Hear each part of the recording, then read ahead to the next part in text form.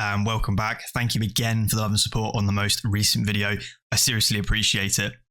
US inflation now showing signs of having peaked as the rate eases to 8.5% in July. These were the figures that we had over the last couple of days. So 2 days ago on August the 10th, the rate was 9.1% in June, so it was climbing month over month. And then a slight slowdown of 0.6% in July. So see, a lot of equity is now sloshing back around in the crypto markets, as well as the equities markets or stocks and shares, because of this 0.6% rebuff in that inflation rate. This is obviously showing signs that inflation is potentially finally easing, and this may impact the Fed's aggressiveness towards interest rates as we then begin to move back towards a risk-on environment for stocks, shares, and other types of investments like cryptocurrency. So that is what we're seeing reflected in the markets at the moment. If we take a look at the crypto bubbles, though, over the last 24 hours, a majority of the stuff is down. But if we look on the weekly positions, we can see a majority of the projects are performing fairly well. On the daily then, because some of these are falling back, I am beginning to pick up more tokens of things like Chainlink at the moment, still undervalued, XLM. I'm still buying HBAR just because of the future potential, as well as some other projects in here we talk about a lot, things like Thorchain, Rune, Engine Coin, as well as other projects that I do like indeed. Of course, I am also buying different tokens within the Hedera ecosystem. We've got lots of blue chip projects like Dovu. We've got Jam or TuneFM. Galaxy as well is another great one. HST, or the Head Start token for the launchpad on Hedera. Of course, as well, we have the Source token, which will be the bread and butter of the SaucerSwap platform as the ecosystem continues to grow. Now, of course, we're still not quite yet in a bull market, but this is still an opportunity to take profits on any positions that you have newly opened, that you may be able to take a small amount of profit on and then sort of roll those back in if that is what you choose to do. You would have seen there that ANKR was performing really well. So obviously the latest news on the ANKR platform is that it surged 50% in nearly an hour, and the reason being is the decentralized cross-chain staking platform ANKR has received a strategic investment from a division of one of the largest global crypto exchanges, of course being Binance. The support of such a large strategic partner could help ANKR in its mission to attract more and more people to the crypto space. The decision was influenced by ANKR's participation in the construction of the BNB chain, XBSC, and the BNB liquid staking solution, as noted in the press release. ANKR's actions not only improved the overall performance of the ecosystem, but also helped significantly optimize blockchain data storage and increased its performance by 100x. After the release of the news, price quotes for ANKR surged by nearly 60% in an hour, and obviously things have done, or the project has performed very well. So that's what's going on with that. Nice little investment from Binance. And here is obviously ANKR's platform.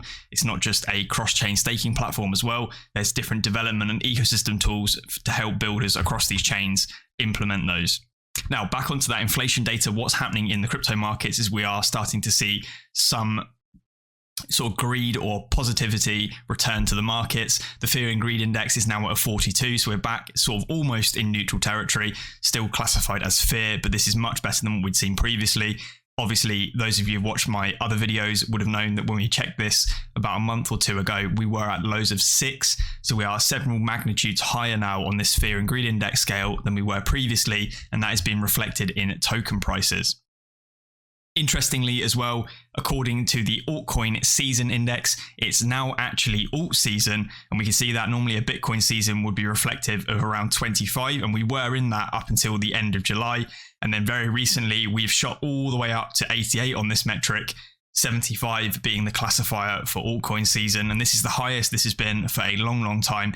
Ironically, even higher than what we saw at the sort of beginning of January / the end of 2021 when things sort of peaked, which is very interesting. And obviously a lot of this is coming from Ethereum outpacing the gains of Bitcoin as the merge date nears closer. And we can see this on the 7-day percentage change for Ethereum and Bitcoin. Bitcoin up nearly 1%, Ethereum up just over 9%, and it's done very well over the last 7-day period and slightly longer.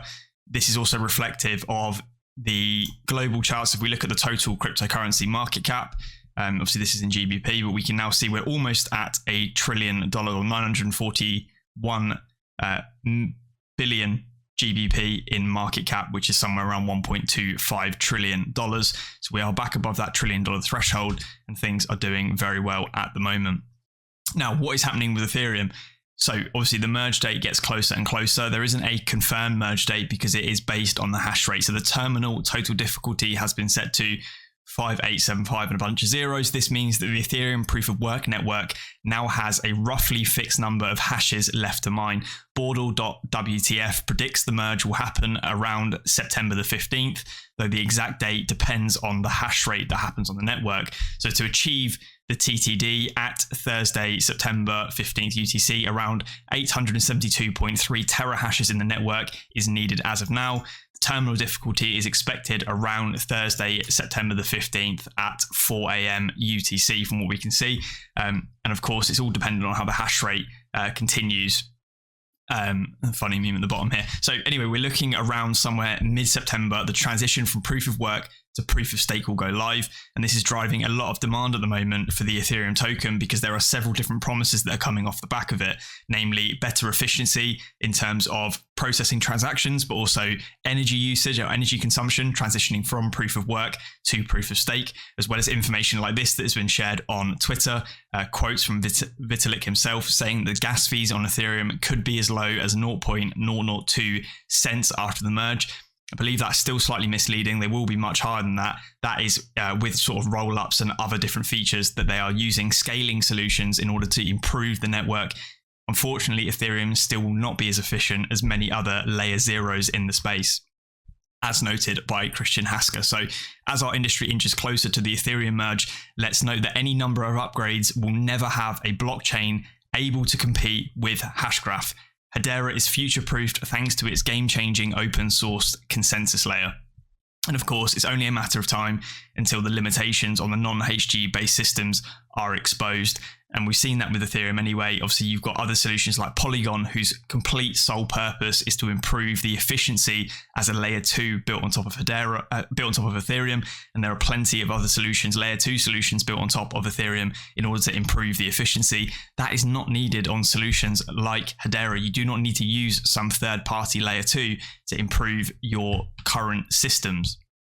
Anyway, if you guys wanted to learn a little bit more about that Ethereum merge, I do have a dedicated video talking about 5 ways that you could potentially benefit from that merge taking place, some ways to earn a little bit of extra alpha over the markets as we move closer and closer to that date. I outline why the demand for the tokens is going to increase, and then also the supply side should decrease ever so slightly based on what's happening with current burns due to gas fees. SaucerSwap Labs, though, in just 1 week, the TVL on SaucerSwap has exceeded $15 million onwards and upwards. We can see CoinMan there saying, beam me up, Larry. Obviously, SaucerSwap continues to accelerate further and further ahead. I've got 2 different dedicated videos on SaucerSwap, one showing you guys how to provide liquidity if you wish to do so, and the second one talking about swaps, as well as answering many different questions about the platform, including what HTS tokens are on the platform, where sort of rewards, harvesting, etc., how to use the routing features, what price impact is. So if you're very new to the ecosystem, I'd urge you guys to check those out, as it may give you a little bit more information than just diving into the platform yourself. Regardless, at the moment, the Source token and majority of the Hedera ecosystem tokens are still performing fairly well. And I believe they will continue to do so in the future as more and more people enter the market and particularly join Hedera and build on top of Hedera. NFT stats for the last 30 days on the Hedera network. So despite the fact that we had ZUSE Marketplace down, as well as some other platforms down, we can see the active NFT accounts is still 2,500. The total NFT transactions being 131.5k on Hedera. NFT transfers at 79,000. Total NFT mints around 50,000 with 1.3k in total NFT burns. So we can still see the fact that Hedera is expanding. There is a retail demand for things like NFTs at the moment, and that will begin to transition across to other projects coming online, being facilitated via launch pads like Headstarter, and then able to trade and swap those tokens natively on Hedera using SaucerSwap. So the ecosystem is really coming together. If we look at obviously the main leader in the market, of course, Bitcoin, we can still see the price history on a log scale correlated to the halving. So we can see we're roughly at 6.25 new Bitcoin created every 10 minutes. Obviously the halving is an increase in the difficulty to mine the coins, which then halves the output that miners receive for computing those calculations. And that tendency is to push the price further up. And what we can see is we do tend to end the halving cycle somewhere close enough to the peak, so we could end up flying back up in this range somewhere to around where we saw the previous all-time high, which was in the 60Ks. So there is still a lot of price action towards the upside for Bitcoin to achieve, as well as the cryptocurrency markets. Don't forget, we were at a $2.5 trillion market cap at the last sort of mini bull run that we saw, and we're only currently at half that as we speak today. So there's still a 50% or 100% increase in market cap to take place in cryptocurrencies for Bitcoin to retake that market cap. And of course, we're in an altcoin season because of what's happening with Ethereum. Majority of the other layer zeros / layer ones, including Ethereum and other blue chips, will continue to perform very well as we move back towards that $2.5 trillion market cap. Interesting tweet here as well from Guy from the Coin Bureau. Getting this straight, so BlackRock is allowed to offer its clients spot Bitcoin exposure through a private fund, but the SEC won't approve a spot ETF for retail. I suppose retail investors are too clumsy to make adult decisions, not like those uber smart rich folks. So regardless, I completely agree with what Guy is saying here, and it's only a matter of time before we see a spot ETF approved for retail in the United States. We've seen those go live in Australia, and of course, that is the gold standard to have a spot ETF in the United States. It has the largest volume of equity flowing through those markets on a daily basis that dwarfs majority of the other stock exchanges across the globe. That would be a huge catalyst for cryptocurrencies, and we'd see the market cap explode. However, this in itself is actually very bullish news. We said before, majority of those institutional investors are the ones that have all of the capital realistically. Retail can move the dial ever so slightly, but it's nowhere near what these pensions have. The trillions of dollars that are sat in institutional grade, private investment funds is really what's going to move the dial for cryptocurrencies. And we can see that BlackRock now says, central banks have an easy way to invest in Bitcoin. And that was from Barry Silbert. And of course, this is as that BlackRock private ETF, spot ETF goes live for those private investors. So we may see some more severe demand coming our way for Bitcoin and the remainder of the cryptocurrency projects. Some more very bullish news for Hedera. Google has publicly spoken about Hedera yet again on their Twitter account. This is the first time in a little while. So Customer Spotlight, Google Cloud provides the infrastructure and technologies at Hedera needs to support the next generation of distributed ledger technology. Learn more about our work with Hedera and Google Cloud for Web3. Now, I do have a previous dedicated video talking about Google Cloud. Of course, it is one of the governing council members of Hedera, and they are transitioning themselves from Web2. So Google is shifting from an ad-based Web2 profit model to web infrastructure-based profit model. Seeing the Web2 writing on the wall, they are planning on providing the infrastructure for Web3 to future-proof themselves. Rich Wildman, who is the head of Web3 strategy at Google Cloud, again, I've covered that in a separate dedicated video a while back now, is present and has been present at every single Hedera council meeting and is on the regulatory committee. He's a compliance lawyer, and Google appointing a compliance lawyer as the head of their blockchain Web3 strategy department shows first and foremost that they're concerned with regulatory compliance to guide their involvement into this new Web3 economy. Google knows that Hedera is likely to lead Web3 and is getting a seat at the table to help guide the future of the internet and position themselves for profit and relevancy. Of course, Google wants to stay on the bleeding edge. They have been for the last 20 or 30 years.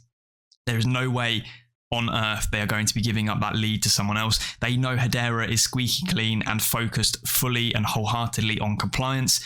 And that's the reason, of course, they're on the council, and that's the reason they work with Hedera and are looking to implement the solutions that Hedera provides via the HASHGRAPH algorithm. This is some seriously bullish news, and great to see them talking about it again. And of course, this goes hand in hand with what we said before about the hot summer of DeFi that is coming. With the integration from using Hashport from Ethereum across to Hedera, Hedera can leverage that consensus layer that they have to become basically the consensus layer of the internet. This is some serious stuff, and one of the reasons why Hedera is such a hidden gem, a diamond in the rough in terms of the remaining layer 0/layer 1s in the space. And I do believe that the market cap of Hedera is truly, truly uncapped. Talking about NFTs then, you'll be glad to know that ZUSE.MARKET is now back online after they experienced some different bugs in the past. They took the site down for almost a week, I believe it was. So the site is now back live. You guys can go back on there and trade NFTs to your heart's content with some other different features now available.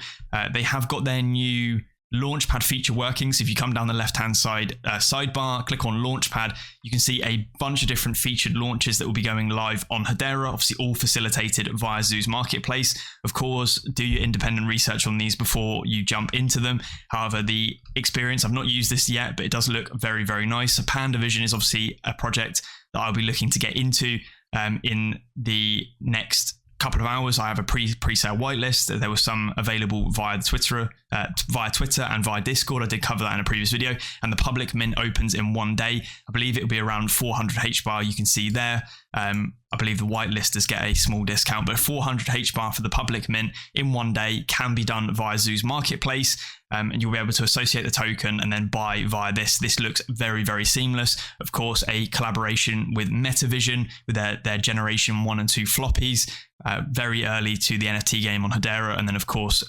Pandas with their different collection. They've been around for a while as well. Something that I'll be jumping into, and you guys may want to take advantage of that as well. Anyway, that kind of wraps up this video with what's going on in the markets at the moment. Lots of attention on Ethereum and the rest of the altcoins in the space. As we've seen, we're basically back in an altcoin season, although it is a very weird altcoin season because typically that happens during a phenomenal run that Bitcoin has taken, which hasn't happened yet. So it looks like we are breaking history as it currently stands with all that bullish news for proof of work to proof of stake transition for Ethereum. We'll see how that plays out. My cards are still wholeheartedly with HBAR though. If you guys enjoyed this video, leave a like, drop a comment if you've got something to say. More than happy to try and respond to as many of them as I possibly can. And until the next one, I'll catch you then. Cheers.